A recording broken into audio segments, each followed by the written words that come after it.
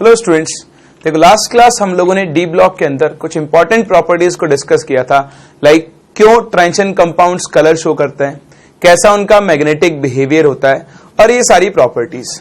आज हम लोग आगे बढ़ने जा रहे हैं और स्टार्ट करने जा रहे हैं with our next property, that is complex formation.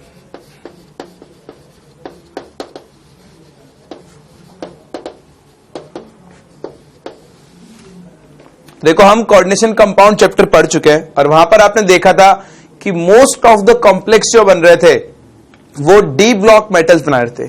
कभी भी हमने एस ब्लॉक या पी ब्लॉक मेटल का कॉम्प्लेक्स नहीं देखा, हमेशा हमने कौन सी मेटल्स का कॉम्प्लेक्स देखा, डी ब्लॉक मेटल्स का कॉम्प्लेक्स देखा। तो ये ध्यान रखना, इन मेटल्स की एक स्पेसिफिक प्रॉपर्टी होती है कि ये कुछ सर्टेन मॉलिक्यूल्स जिनको आप लिगेंड्स बोलते हो के साथ कंबाइन होकर क्या बना सकते हैं, कॉम्प्लेक्स फॉर्म कर सकते हैं। So transition metals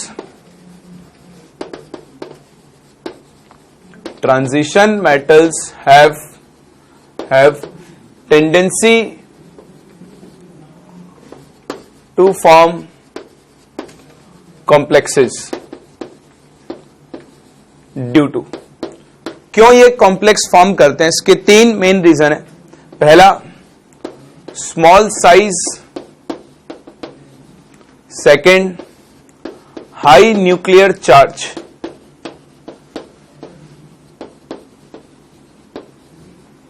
और थर्ड जो इंपॉर्टेंट प्रॉपर्टी है दैट इज सबसे इंपॉर्टेंट रिक्वायरमेंट, अवेलेबिलिटी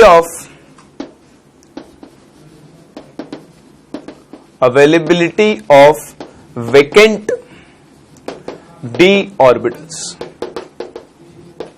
इन तीन मेन प्रॉपर्टीज की वजह से जो आपकी ट्रांजिशन मेटल्स हैं वो लिगेंड्स के साथ एसोसिएट होकर क्या बना सकती हैं, कॉम्प्लेक्स कंपाउंड्स फॉर्म कर सकती हैं। तो कॉम्प्लेक्स कंपाउंड्स क्या होते हैं, उनकी प्रॉपर्टीज, ये सब कुछ हम लोग पूरे उस चैप्टर में डिस्कस कर चुके हैं, दैट इज कोऑर्डिनेशन कंपाउंड्स। ठीक, तो ये रीजंस आप ध्यान रखना कि क्यों डी ब्लॉक मेटल्स ही आपके पास मेनली कॉम्प्लेक्स फॉर्म करते हैं। चलो, कॉम्प्लेक्स फॉर्मेशन के बाद जो इनकी अगली प्रॉपर्टी है दैट इज कैटालिटिक एक्टिविटी।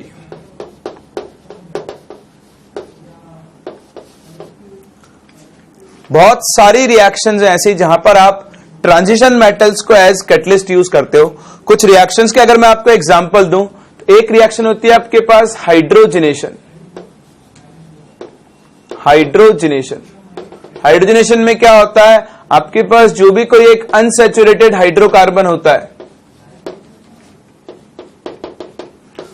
उसको आप H2 के साथ हीट करते हो इन प्रेजेंस ऑफ Fe या प्लेटिनम, पैलेडियम और निकल। तो ये किसमें कन्वर्ट हो जाता है, ये कन्वर्ट हो जाता है सैचुरेटेड हाइड्रोकार्बन में। तो देखो यहां पर कैटलिस्ट की तरह कौन काम कर रहा है, प्लेटिनम, पैलेडियम, निकल। आप देखो Haber's process, formation of ammonia N2 + 3H2 gives 2NH3।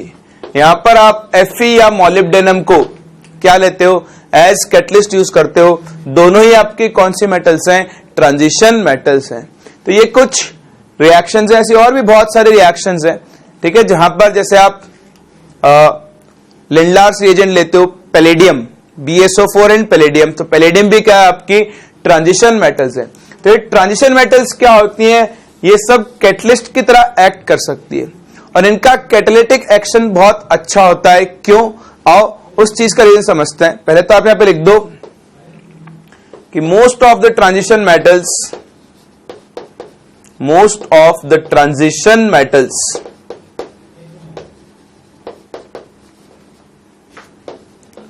Act as catalyst. ठीक, फिर बात करते हैं कि कैटलिस्ट की तरह काम क्यों कर सकती है। देखो बहुत इंपॉर्टेंट चीज है, ये जब कैटलिस्ट की तरह काम करती है तो क्या होता है, सॉलिड मेटल के सरफेस पर गैसेस का एड्सॉर्प्शन होता है। जैसे मान लो हाइड्रोजन गैस का एग्जांपल ले लेते हैं, तो ये क्या करते हैं, अपनी सरफेस के ऊपर रिएक्टेंट गैसेस को एड्सॉर्ब कर लेते हैं। ये हम लोग फिजिकल केमिस्ट्री में पढ़ते हैं, सरफेस केमिस्ट्री। ये जो एड्सॉर्प्शन होता है this is basically chemisorption. Chemisorption मतलब मेटल और गैस के बीच में क्या होते हैं, केमिकल बॉन्ड्स फॉर्म होते हैं। ठीक, तो केमिकल बॉन्ड्स फॉर्म होने की वजह से यहां पर क्या होगा, जब ये बॉन्ड बनेगा तो रिएक्टेंट के बीच में जो बॉन्ड है वो बॉन्ड क्या हो जाता है, वीक हो जाता है। तो सिंस ट्रांजिशन मेटल्स के पास वैकेंट ऑर्बिटल्स होते हैं, ये अपनी वैलेंसी को क्या कर सकते हैं, चेंज कर सकते हैं, इनकी वेरिएबल वैलेंसी होती है।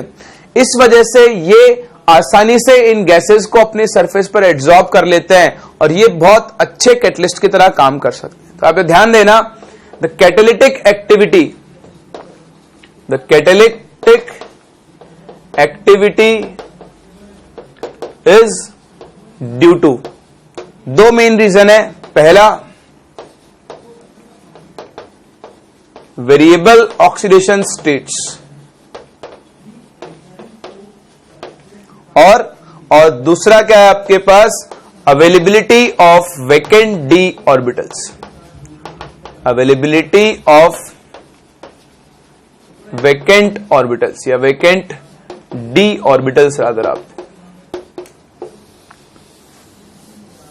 तो इन दो रीजन से क्या करता है, ये मेटल्स सरफेस पर गैसेस को क्या कर लेती है, एब्जॉर्ब कर लेती है और एक सरफेस एरिया प्रोवाइड करवाती है रिएक्शन होने के लिए, जिससे रिएक्शन की एक्टिवेशन एनर्जी कम हो जाती है और रिएक्शन की स्पीड क्या हो जाती है, बढ़ जाती है।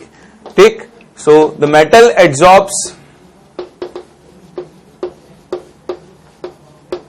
द रिएक्टेंट गैसेस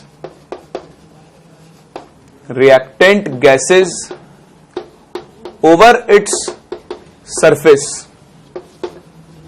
ठीक, तो अपने सरफेस के ऊपर क्या कर लेगी, इन गैसेस को एब्जॉर्ब कर लेगी and provides surface area for the reaction to occur.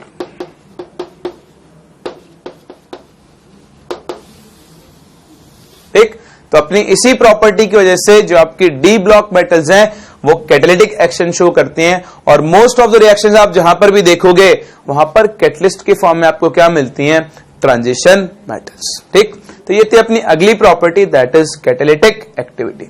Copy करो। फिर मूव करते हैं एक और बहुत इंपॉर्टेंट प्रॉपर्टी पे। ये कुछ कंपाउंड्स बनाते हैं जिनको हम बोलते हैं इंटरस्टिशियल कंपाउंड्स। आओ डिस्कस करते हैं क्या होते हैं इंटरस्टिशियल कंपाउंड्स। तो देखो अपनी अगली property that is interstitial compounds.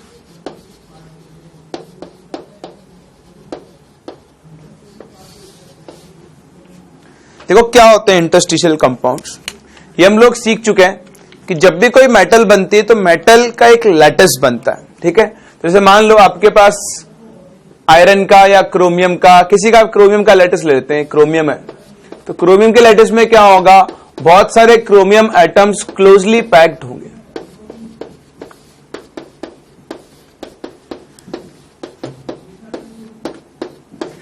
ठीक, तो जैसे एक क्रोमियम का लैटिस है, इसमें क्रोमियम एटम्स मेटालिक बॉन्ड के थ्रू बॉन्डेड है कुछ इस तरह से। तो ये जो आपको बीच में वैकेंट स्पेस दिख रहा है 2, 3, 4 क्रोमियम एटम्स के बीच में, इनको हम बोलते हैं इंटरस्टिशियल साइट्स। इंटरस्टिशियल साइट्स बोल दो या फिर आप इनको इंटरस्टिशियल वॉइड्स बोलते हो। तो वो क्या कि अगर कोई छोटे साइज का एटम इन इंटरस्टिशियल साइट्स में आकर बैठ जाए तो जो कंपाउंड बनता है उसको हम क्या बोलते हैं, इंटरस्टिशियल कंपाउंड। छोटे साइज का एटम्स कौन, जैसे कार्बन हो गया, हाइड्रोजन हो गया, नाइट्रोजन हो गया, बोरोन हो गया। ये एलिमेंट्स अगर इंटरस्टिशियल साइट्स को ऑक्यूपाई कर लेते हैं तो ऐसे जो कंपाउंड बनते हैं उनको हम कौन से कंपाउंड्स बोलते हैं, इंटरस्टिशियल कंपाउंड्स। फॉर एग्जांपल अगर आप क्रोमियम मेटल को कार्बन के साथ हीट करो तो यहां पर Cr4C3 टाइप का एक इंटरस्टिशियल कार्बाइड बनता है। Interstitial carbide. ऐसे ही आयरन में क्या होता है, कार्बन सॉल्युबल होता है, तो आयरन के साथ कार्बन मिलकर Fe3C टाइप का एक कार्बाइड बनाता है जिसको हम सीमेंटाइट बोलते हैं। और ये भी एक इंटरस्टिशियल कार्बाइड ही है। इसमें क्या होगा, इन इंटरस्टिशियल वॉइड्स में कौन से एटम आकर फिट हो जाएंगे? कार्बन एटम्स आकर फिट हो जाएंगे और इस तरह के जो कंपाउंड बने उनको हम क्या बोलते हैं? इंटरस्टिशियल कंपाउंड्स बोलते हैं। तो आप ध्यान रखना, ये प्रॉपर्टी भी सिर्फ डी ब्लॉक मेटल्स के पास ही है। अपने लैटिस के अंदर क्या होते हैं? ये छोटे साइज के एटम्स को ट्रैप कर लेते हैं और ट्रैप करके क्या बनाते हैं? इंटरस्टिशियल कंपाउंड्स बनाते हैं। अब ये इंटरस्टिशियल कंपाउंड्स होने से क्या होता है? जैसे ही इंटरस्टिशियल कंपाउंड्स बने, इन इंटरस्टिशियल कंपाउंड्स का मेल्टिंग पॉइंट बहुत ज्यादा होता है, बहुत हाई मेल्टिंग पॉइंट होता है। दूसरा, ये जो आपकी मेटल है, ये इस मेटल की हार्डनेस को बढ़ा देते हैं, ब्रिटलनेस को बढ़ा देते हैं और उसकी डक्टिलिटी को डिक्रीज कर देते हैं। तो ये कुछ इफेक्ट्स हैं इंटरस्टिशियल कंपाउंड्स के फॉर्म होने के। खैर, आपको सिर्फ इतना पता होना चाहिए कि इंटरस्टिशियल कंपाउंड्स क्या होते हैं। तो simple, when smaller atoms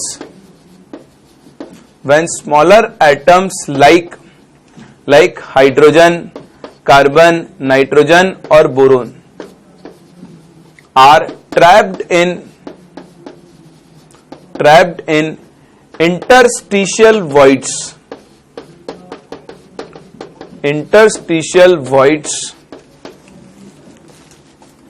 the compound formed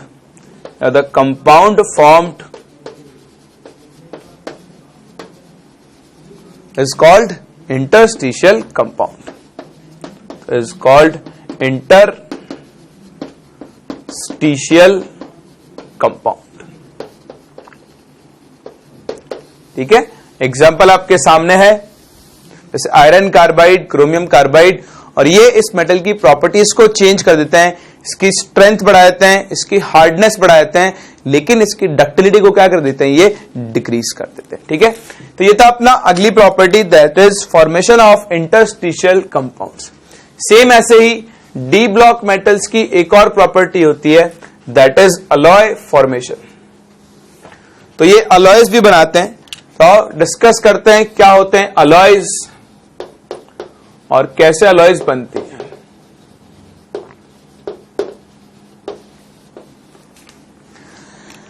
देखो, अलॉय का नाम आपने सुना होगा और दिन रात हम किसी ना किसी फॉर्म में अलॉयज को यूज ही करते हैं। अलॉय क्या होता है? अलॉय एक होमोजीनियस सॉल्यूशन होता है, होमोजीनियस सॉलिड सॉल्यूशन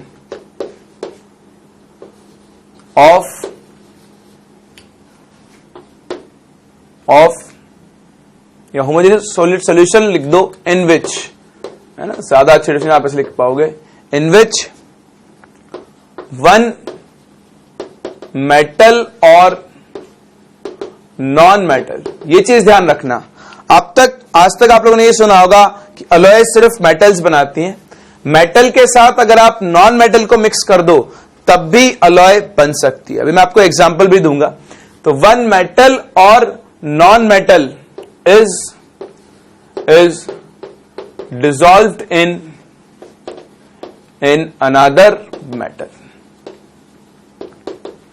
तो कुछ छोटी मोटी चीजें आपको अलॉय के बारे में पता होनी चाहिए। पहली चीज, ये एक होमोजीनियस सॉलिड सॉल्यूशन होता है, इसमें दो या दो से ज्यादा मेटल्स हो सकती हैं या फिर एक नॉन मेटल और बाकी क्या हो सकते हैं? आपके पास मेटल्स प्रेजेंट हो सकती है। तो इनको हम क्या बोलते हैं? अलॉयज।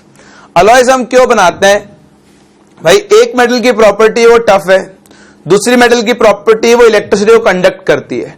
तो जो टफ है वो इलेक्ट्रिसिटी कंडक्ट नहीं करती और जो इलेक्ट्रिसिटी कंडक्ट करती है वो टफ नहीं है। अगर मुझे दोनों प्रॉपर्टीज चाहिए तो मैं दोनों को मिक्स कर देता हूं। दोनों को मिक्स करके जो मैं सोल्यूशन बनाऊंगा वो इन दोनों की प्रॉपर्टीज को रखेगा, वो टफ भी होगा और इलेक्ट्रिसिटी को कंडक्ट भी करेगा। तो इसी पर्पज से हम लोग क्या बनाते हैं? अलॉयज बनाते हैं, और कोई रीजन नहीं अलॉयज बनाने का। तो कुछ मैं आपको कॉमन अलॉयज का एग्जांपल दूं। जैसे आप बात करो स्टील, स्टील का नाम तो आपने सुना ही होगा। स्टील बेसिकली क्या है? स्टील एक अलॉय है। ये किसका अलॉय है? This is alloy of iron and carbon mainly. तो ये आपकी है मेटल और ये क्या है? Non metal. ठीक, तो ये आपके पास एक अलॉय। ऐसे आपके पास दूसरा होता है ब्रास, जो बेसिकली कॉपर और जिंक का अलॉय है। इस तरह पास होता है ब्रॉन्ज, जो कॉपर और टिन का अलॉय है। तो इस तरह से आपके पास कुछ अलॉयज होते हैं, स्टील हो गया, ब्रास हो गया, ब्रॉन्ज हो गया। तो इन मेटल की प्रॉपर्टीज होती हैं अलॉयज बनाने की, और अलॉय क्या होता है, एक सिंपल होमोजीनियस सॉलिड सॉल्यूशन आपके पास होता है। ठीक है, तो कुछ एग्जांपल्स आपको याद रखने पड़ेंगे इन अलॉयज के, जैसे स्टील है, ब्रास है, ब्रॉन्ज है, कि इनका कंपोजिशन क्या क्या होता है। तो ये थी अपनी एक और common property, that is alloys का फॉर्मेशन। अब हमारे पास एक और छोटी सी और लास्ट प्रॉपर्टी बचती है, that is formation of non stoichiometric compounds.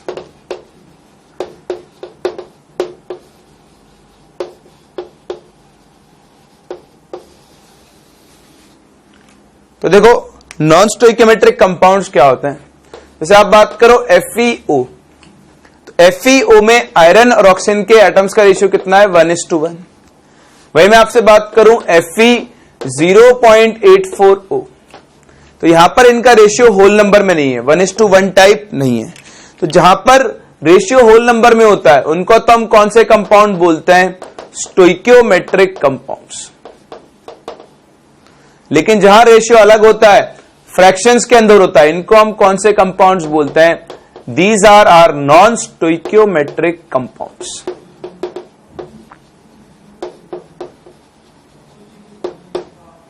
पहली चीज डिफरेंस क्या है, यहां पर जितना भी आयरन होगा वो सिर्फ +2 स्टेट में प्रेजेंट होगा, लेकिन यहां पर जो आयरन होगा वो +2 और +3 दोनों स्टेट में प्रेजेंट होगा। तो अगर किसी कंपाउंड को किसी एलिमेंट को एक नॉन स्टोइकियोमेट्रिक कंपाउंड बनाना है, तो उसको क्या करना होगा, वेरिएबल वैलेंसी उसको शो करनी चाहिए, उसकी वेरिएबल ऑक्सीडेशन स्टेट्स होनी चाहिए। और सिंस ये प्रॉपर्टी डी ब्लॉक एलिमेंट्स के पास होती है, इसीलिए जनरली ट्रांजिशन मेटल्स ही क्या करती हैं, नॉन स्टोइकियोमेट्रिक कंपाउंड्स बनाते हैं। तो सिंपल सी कंडीशन याद रखना आप लोग कि to form a non-stoichiometric compound,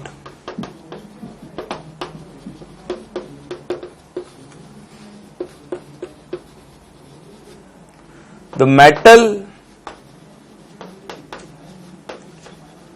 should exhibit variable valency।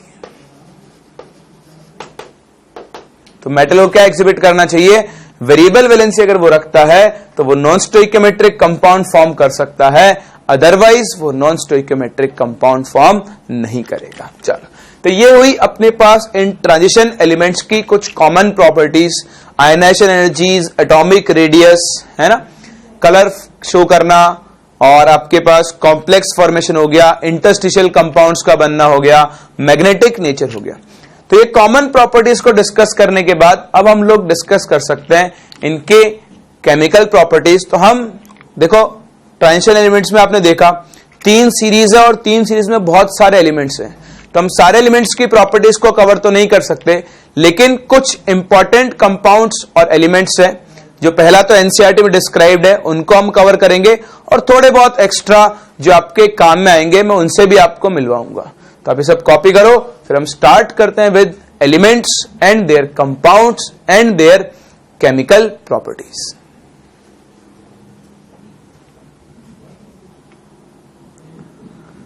तो सबसे पहला कंपाउंड जो हम यहां स्टार्ट करने वाले हैं, जो एलिमेंट हम स्टार्ट करने वाले हैं, दैट इज क्रोमियम।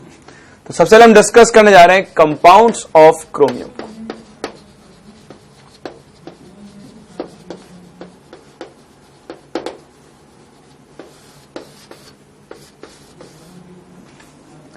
क्रोमियम के कंपाउंड्स में भी जो अपना सबसे पहला इंपॉर्टेंट कंपाउंड है, that is potassium dichromate, K2Cr2O7। ठीक, तो ये अपना सबसे पहला इंपॉर्टेंट कंपाउंड है।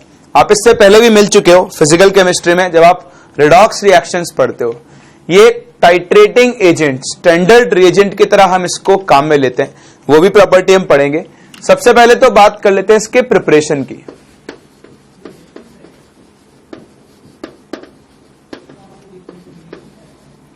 तो देखो इसके प्रिपरेशन के लिए हम सबसे पहले यूज करते हैं कंपाउंड जिसको हम बोलते हैं क्रोमाइट ओर।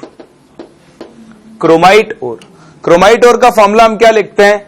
कंडेंस्ड फॉर्म तो है FeCrO4, ठीक, लेकिन इसका जो एक्चुअल कॉम्पोजिशन होता है वो होता है FeCr2O4 FeO.Cr2O3। तो ये आपकी क्रोमाइट ओर है और ये इसका कॉम्पोजिशन दिस इज FeCr2O4। तो ये हमारा स्टार्टिंग मटेरियल है पोटेशियम डाइक्रोमेट बनाने के लिए। क्या करते हैं इसको बनाने के लिए? हम सबसे पहले FeCr2O4 लेते हैं और इसको हम डाइजेस्ट करते हैं with a mixture of Na2CO3 plus O2। तो इसको फ्यूज कर देते हैं इसके साथ। फ्यूज करने पर ये क्या होता है? ये आपके पास बनाएगा Na2CrO4 का एक येलो सॉल्यूशन। Na2CrO4 वाटर में सॉल्युबल होता है और ये डिसॉल्व होकर क्या बनाएगा? एक येलो सॉल्यूशन बनाएगा ऑफ Na2CrO4, ठीक। फिर इस Na2CrO4 को हम H2SO4 के साथ ऑक्सीडाइज करवाते हैं। H2SO4 ऑक्सीडाइज नहीं, बेसिकली ये इसको क्रोमेट में कन्वर्ट, ये भी क्रोमेट है, इसको हम बोलते हैं सोडियम क्रोमेट। Sodium chromate. अब ये H2SO4 क्या करेगा? इसको डाइक्रोमेट में कन्वर्ट कर देगा, यानी ये क्या बना देगा? Na2Cr2O7। और ये जो कंपाउंड बना इसको हम क्या बोलते हैं? Sodium dichromate.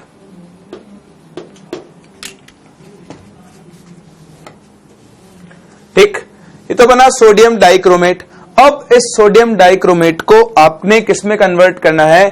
पोटेशियम डाइक्रोमेट में। तो कुछ भी नहीं करो, आप इसकी रिएक्शन KCl से करवा दो। पोटेशियम यहां से सोडियम को रिप्लेस करेगा और क्या बना लेगा?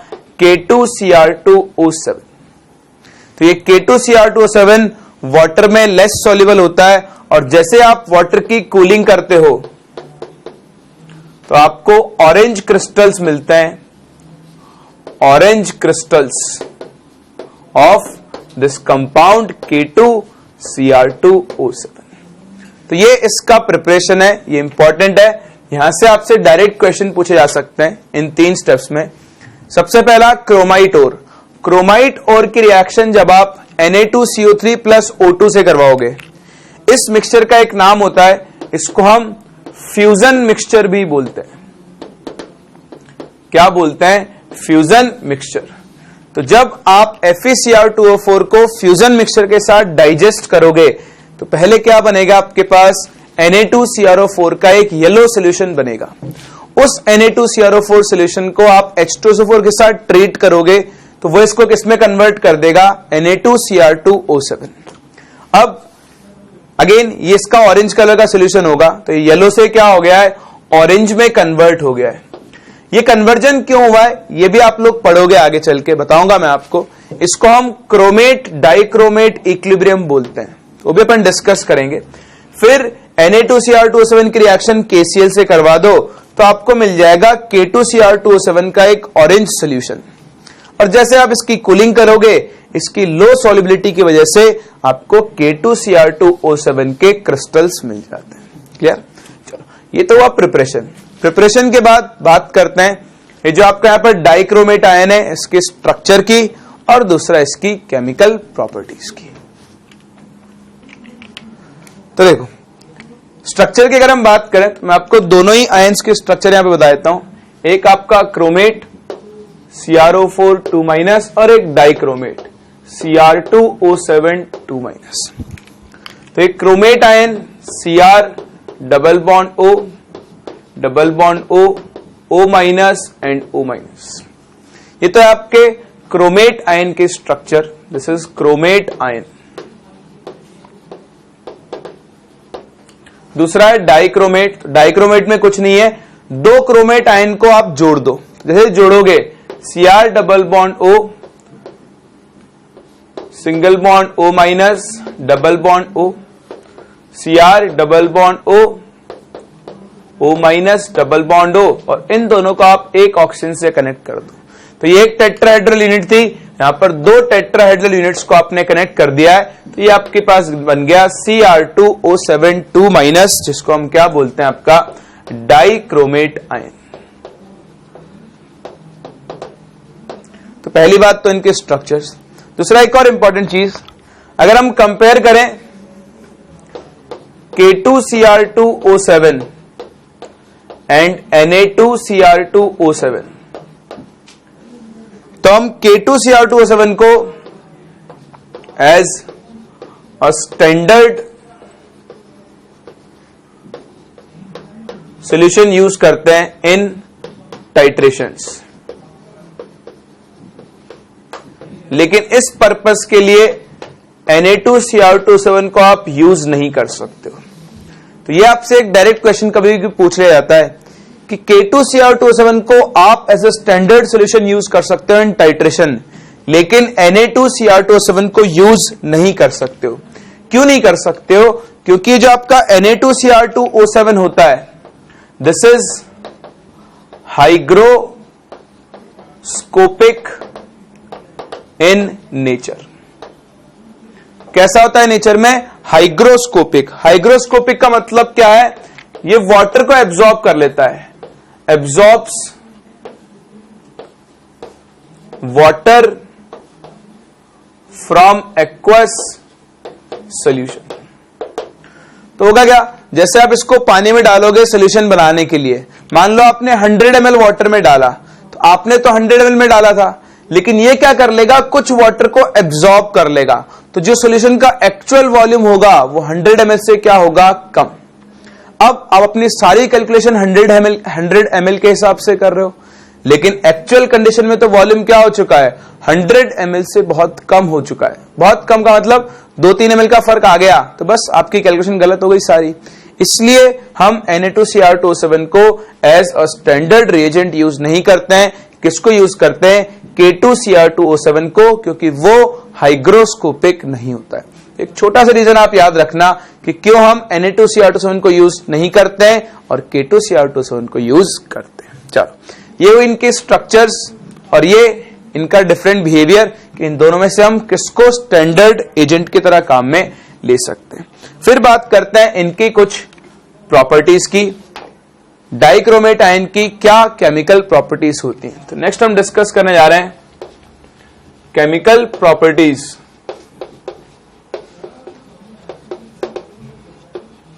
Of K2Cr2O7। देखो, सबसे पहली जो इसकी प्रॉपर्टी है that is action of heat.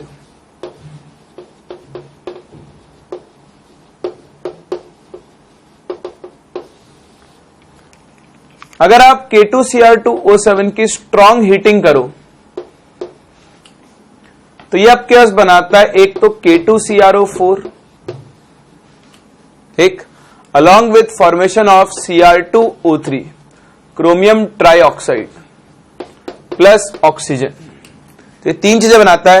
ये क्रोमियम ट्राइऑक्साइड एक ग्रीन कलर की गैस होती है, साथ में ऑक्सीजन बना रहा है। रिएक्शन को आप बैलेंस करो तो ये 4K2Cr2O7 ये बनाएगा 4K2CrO4, साथ में बनाएगा ये 2Cr2O3 along with formation of O2। तो ऑक्सीजन को बैलेंस कर लो, 40 28 16 एंड 6, 16 एंड 6 कितना हो गया, 22 एंड 6 O2। तो ये आपकी बैलेंस रिएक्शन है। तो पहली चीज हीटिंग का इफेक्ट, K2Cr2O7 को हीट करोगे क्या मिलेगा, डाइक्रोमेट से मिलेगा क्रोमेट अलॉन्ग विथ Cr2O3, ठीक है। दूसरी ये प्रॉपर्टी जो हमारे रेडॉक्स रिएक्शंस में बहुत काम में आती है और आपको ये याद भी रखनी होगी, एज ऑक्सीडाइजिंग एजेंट, या सिंपल लिख लो oxidising nature.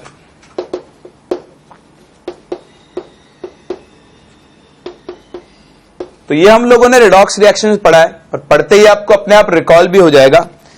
In acidic medium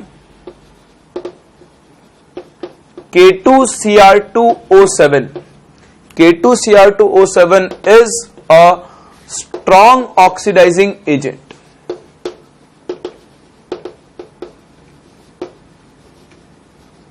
ये क्या होता है? एक बहुत स्ट्रॉन्ग पावरफुल ऑक्सीडाइजिंग एजेंट होता है। क्यों?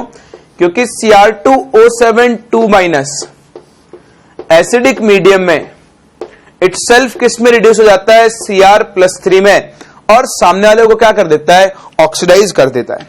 यहां पे आपको एन फैक्टर्स निकालने आने चाहिए। तो अगर आप यहां पर क्रोमियम का ऑक्सीडेशन स्टेट देखोगे तो वो आएगा +6।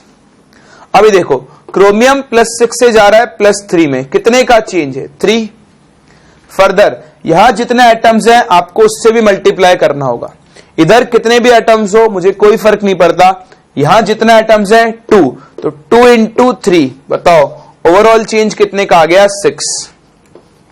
तो 3 × 2 = 6। तो हमेशा एसिडिक मीडियम में पोटेशियम डाइक्रोमेट का एन फैक्टर कितना मिलेगा आपको? 6। क्यों? क्योंकि ये +6 से कहां कन्वर्ट हो गया है? +3 स्टेट में कन्वर्ट हो गया है।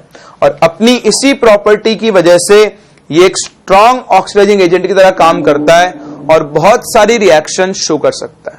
तो आप कॉपी करो, फिर हम मिलते हैं कि कौन कौन सी रिएक्शंस को ये एग्जिबिट कर सकता है इन एसिडिक मीडियम।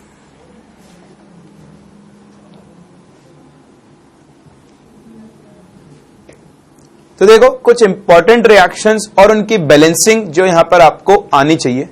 तो एक एक करके हम रिएक्शंस को देखते हैं। ये आप याद रखना, ये आपके कई बार काम में आ जाती है। जैसे ये Fe2+ को Fe3+ में कन्वर्ट कर देता है। तो K2Cr2O7 क्या करता है? Fe2+ को Fe3+ में कन्वर्ट कर देगा। अगर मैं रिएक्शन लिखूं तो रिएक्शन क्या बनेगी? Fe2+ Cr2O7 2-। आपका डाइक्रोमेट आयन है कौन से मीडियम में? एसिडिक मीडियम में। तो ये खुद कन्वर्ट होगा Cr3+ में, आयरन को भेज देगा Fe3+ में, और अलोंग विद वाटर फॉर्म हो जाएगा। एक तो इन रिएक्शंस को आपको बैलेंस करना आना चाहिए, जैसे कि हम रिडॉक्स रिएक्शंस में बैलेंस करते थे। खैर अगर आपको याद नहीं है तो मैं एक बार 1-2 रिएक्शंस बैलेंस करके दिखा रहा हूं, आप उनको सीख लो। और अगर आपको डिटेल में सीखना है तो आप मेरा रिडॉक्स रिएक्शंस का लेक्चर देख सकते हो। ठीक है, चलो आप यहां देखो, यहां आयरन +2 स्टेट में है, यहां आयरन +3 स्टेट में। तो आप आयरन के ऑक्सीडेशन नंबर में चेंज देखो, 3 - 2 कितने का चेंज है? 1। 2 से 3 में चला गया। यहां क्रोमियम +6 स्टेट में है और यहां क्रोमियम +3 स्टेट में है। तो यहां पर आप चेंज देखो कितने का है? 3। लेकिन यहां कितने क्रोमियम है? 2। तो 3 × 2 ओवरऑल चेंज कितना हो गया? 6। जैसा मैंने आपको अभी भी सिखाया, मुझे इधर कितने क्रोमियम है उससे कोई मतलब नहीं है, यहां पर मैं बात कर रहा हूं क्योंकि मैं इधर से इधर जाने का ऑक्सीडेशन नंबर चेंज निकाल रहा हूं। अब आप क्या करोगे? दोनों का चेंज निकालकर इनको क्रॉस मल्टीप्लाई कर दो। तो जैसे आप क्रॉस मल्टीप्लाई करोगे, क्रॉस मल्टीप्लाई सिर्फ रिएक्टेंट साइड करना। तो मैं डाइक्रोमेट को 1 से और Fe को 6 से मल्टीप्लाई करूंगा। तो रिएक्शन क्या बन जाएगी? रिएक्शन बनेगी 6Fe2+ Cr2O7 2- H+। बताओ ये क्या बनाएगा? ये बनाएगा Cr3+ Fe3+ H2। ठीक, बैलेंस करो रिएक्शंस को। Fe+, अब देखो आप पहले क्या करोगे? ऑक्सीजन और हाइड्रोजन को छोड़कर सबको बैलेंस कर लोगे। 6 आयरन, तो यहां पर भी कितने होंगे? 6 आयरन। 2 chromium, 2 chromium. क्लियर? इनको बैलेंस करने के बाद आप बैलेंस करोगे ऑक्सीजन। तो ऑक्सीजन बैलेंस करने के लिए हम यहां पर H2O ऐड करते हैं। तो देखो 7 ऑक्सीजन, अभी भूल जाओगे H2O है, आप तो जितनी जरूरत हो उतने H2O लिख देना। 7 ऑक्सीजन है इधर, बताओ इधर कितना ऑक्सीजन है? अभी तो एक भी नहीं है। तो 7 ऑक्सीजन को बैलेंस करने के लिए मैं यहां पर 7 H2O ऐड कर दूंगा। तो ये बन गया मेरा 7 H2 हो गया। फिर हम बैलेंस करेंगे हाइड्रोजन। हाइड्रोजन को बैलेंस करने के लिए हम H प्लस ऐड करते हैं। तो इधर देखो कितने हाइड्रोजन है 14, इधर इसको भूल जाओ, एक भी हाइड्रोजन नहीं है। तो इधर के 14 हाइड्रोजन बैलेंस करने के लिए आपको यहां पर भी क्या ऐड करने पड़ेंगे 14 हाइड्रोजन। ये हो गई आपकी रिएक्शन बैलेंस्ड। अब आपको लास्ट चेक करना है कि रिएक्शन सही बैलेंस्ड है या फिर नहीं। उसके लिए आप यहां चार्ज बैलेंस करोगे। क्या बैलेंस करोगे? चार्ज। तो देखो 6 2 प्लस 12 चार्ज, ये 2 माइनस, तो -2 प्लस 14, तो टोटल चार्ज कितना हो गया आपके पास 24, पॉजिटिव 24। तो अगर इधर प्लस 24 चार्ज है तो इधर भी कितना होना चाहिए प्लस 24। देखो 3 2 6 प्लस 6 3 18, कितना आ जाएगा 24। तो अगर दोनों साइड चार्ज बैलेंस्ड है तो आपकी रिएक्शन बैलेंस्ड होगी, अदरवाइज ये रिएक्शन बैलेंस्ड नहीं होगी। खैर बैलेंसिंग अब हम कर सकते हैं, बहुत छोटी सी ट्रिक है आपके पास बैलेंस करने को, लेकिन पहले आपको रिएक्शन याद होनी चाहिए। डाइक्रोमेट Fe2+ को कहां पर ऑक्सीडाइज कर देगा? Fe3+ में ऑक्सीडाइज कर देगा। कॉपी करो। फिर ऐसी और बहुत सारी रिएक्शन है 4-5 जो आपको याद रखनी होगी। याद रखने की चिंता आप मत करो, उसको मैं याद करवा दूंगा। अब तो बैलेंसिंग आपको आनी चाहिए। कभी कभी डायरेक्ट बैलेंसिंग से आपसे क्वेश्चन पूछे जा सकते हैं यहां पर भी, और यही चीज आपके रिडॉक्स रिएक्शन में भी काम में आती है, फिजिकल केमिस्ट्री। तो कॉपी करो, फिर अगली रिएक्शन को देखते हैं।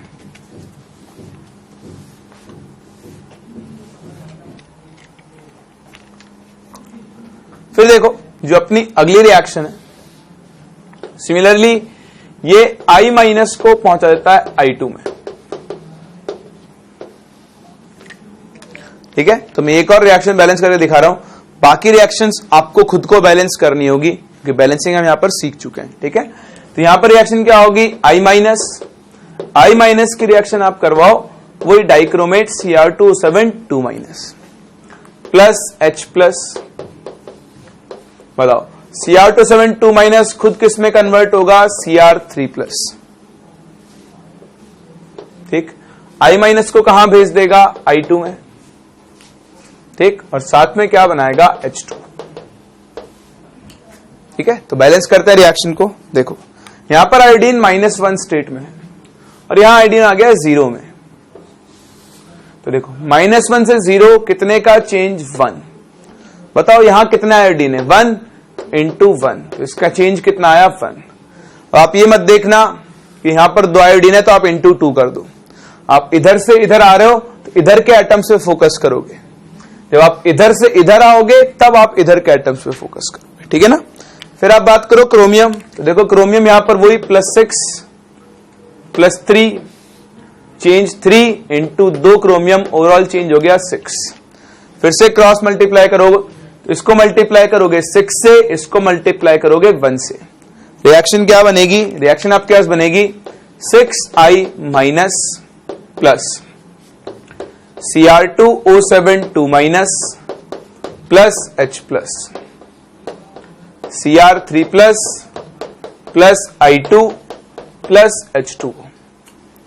बैलेंस करो atoms other than hydrogen and oxygen.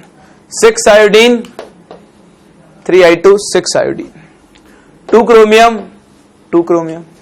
अब आप क्या बैलेंस करोगे? Oxygen 7 oxygen 7 H2O। फिर बैलेंस करो हाइड्रोजन 14 हाइड्रोजन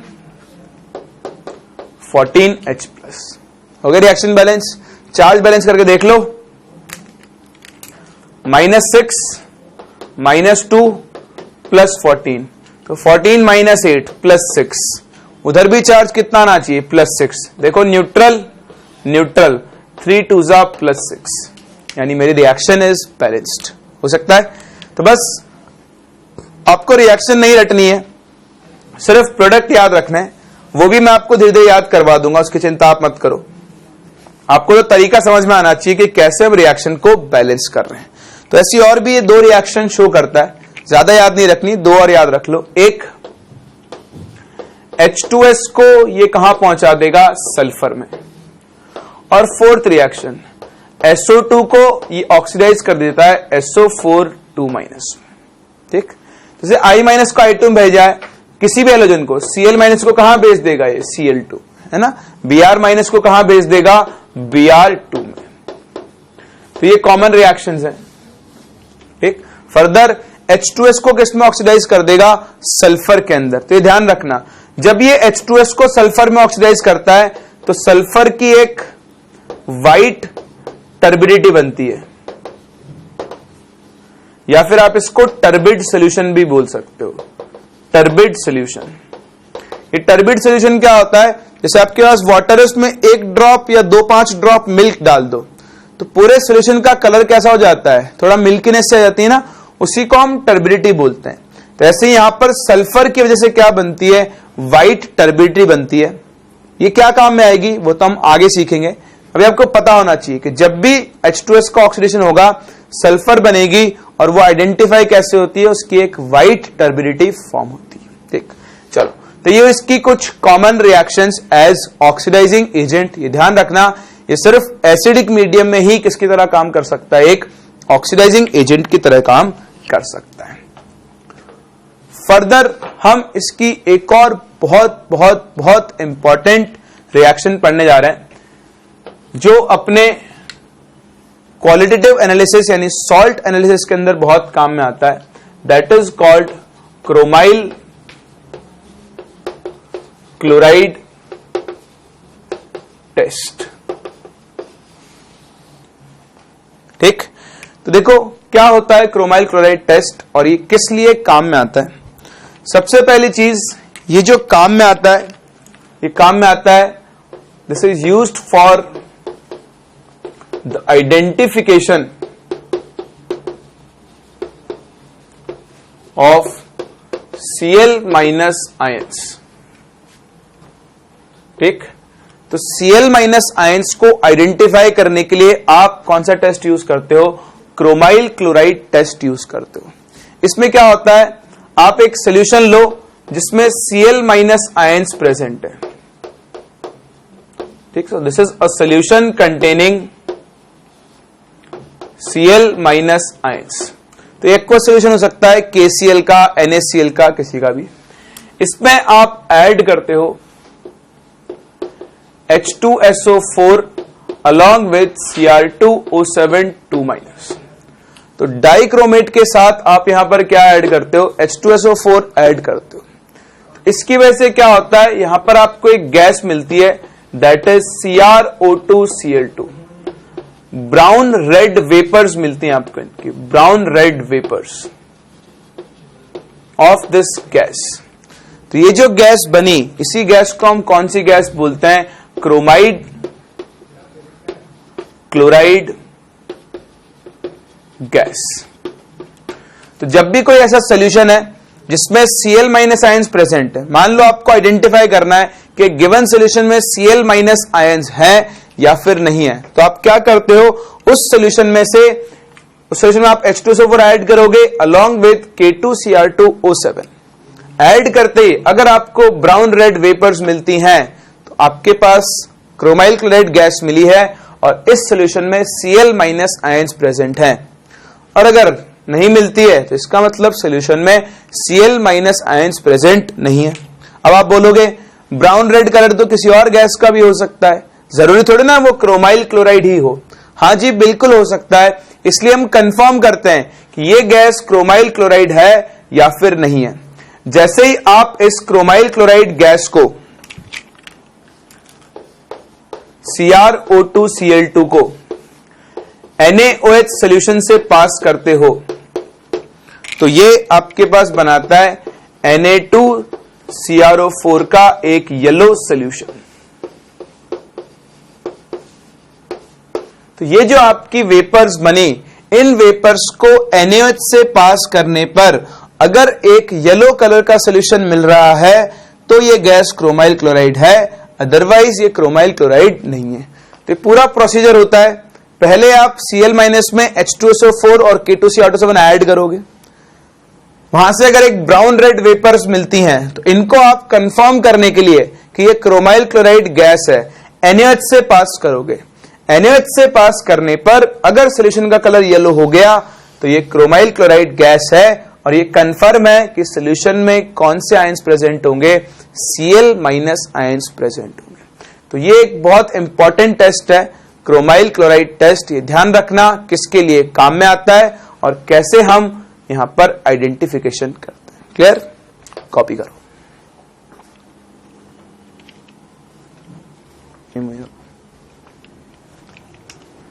तो देखो, एक और इंपॉर्टेंट चीज जो आपको इस टेस्ट के बारे में याद रखनी है, सारे मेटल क्लोराइड्स इस टेस्ट को नहीं दे सकते हैं, सिर्फ वो दे सकते हैं जैसा आप बोल दिया तो वाटर सॉल्युबल हो या बेसिकली वो आयनिक हो।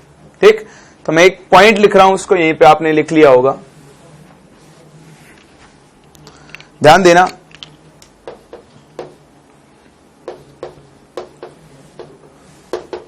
Chlorides of Pb, Hg, Ag and tin do not give this test as they are covalent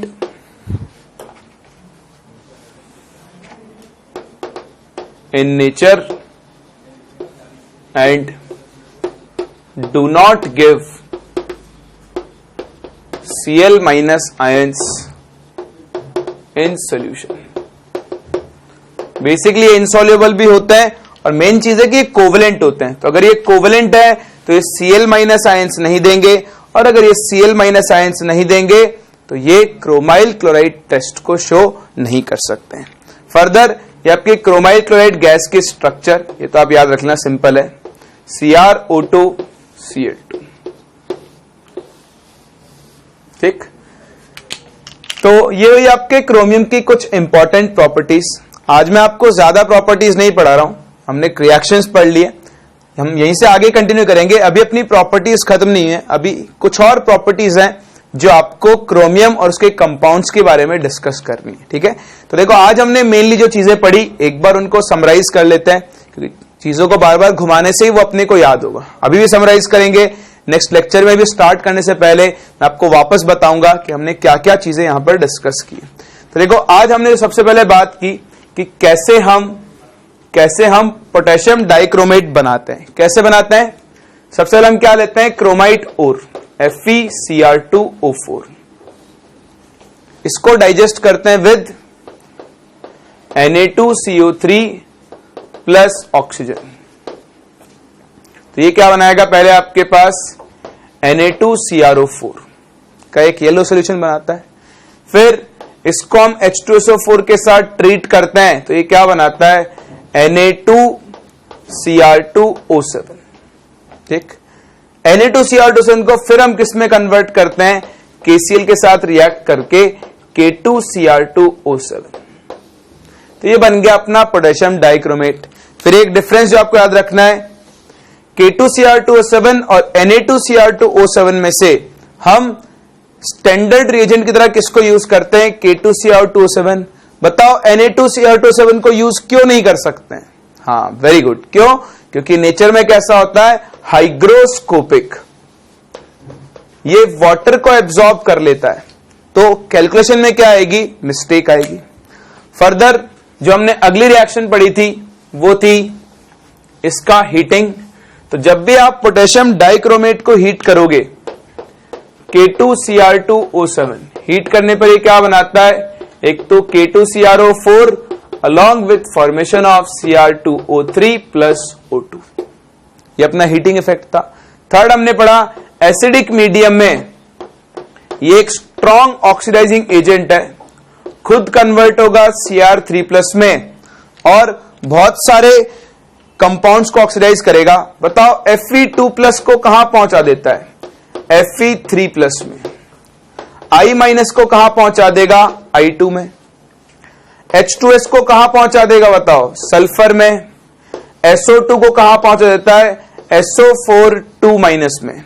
और एक रिएक्शन और याद रख लेना, हमने लिखी नहीं है, C2O4 this is oxalate. Oxalate को ये किसमें ऑक्सीडाइज कर देगा, CO2 में। तो ये कुछ इसकी कॉमन रिएक्शंस हैं जो हमको पता होनी चाहिए एज एन ऑक्सीडाइजिंग एजेंट। और लास्ट हम लोगों ने डिस्कस किया क्रोमाइल क्लोराइड टेस्ट, जो Cl- को आइडेंटिफाई करने के काम में आता है।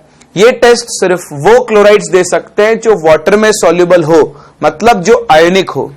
अगर कोवेलेंट क्लोराइड्स हैं जैसे AgCl हो गया, Hg2Cl2 हो गया, PbCl2 हो गया, वो इस टेस्ट को शो नहीं कर सकते हैं। तो यहां पर हम क्या करते हैं, Cl- के सॉल्यूशन में H2SO4 प्लस साथ में क्या ऐड करते हैं, K2Cr2O7। तो आपको रेड ब्राउन वेपर्स मिलती हैं CrO2Cl2, that is chromyl chloride gas, जिसको अगर आप NaOH से पास करो तो आपको Na2CrO4 का एक येलो सॉल्यूशन मिलता है। तो ये कंफर्मेटरी टेस्ट है। ठीक, चलो तो आज हम यहीं तक कंप्लीट कर रहे हैं। नेक्स्ट क्लास हम इससे आगे कंटिन्यू करते हैं और डाइक्रोमेट की कुछ और इंपॉर्टेंट प्रॉपर्टीज को डिस्कस करेंगे।